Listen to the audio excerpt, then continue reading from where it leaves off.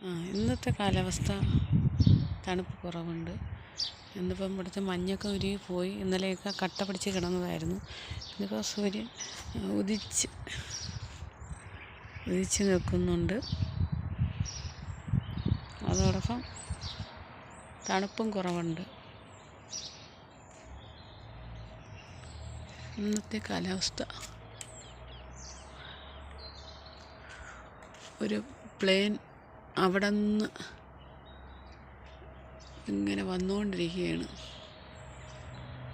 ചെറുതായിട്ട് നമുക്ക് കാണാം.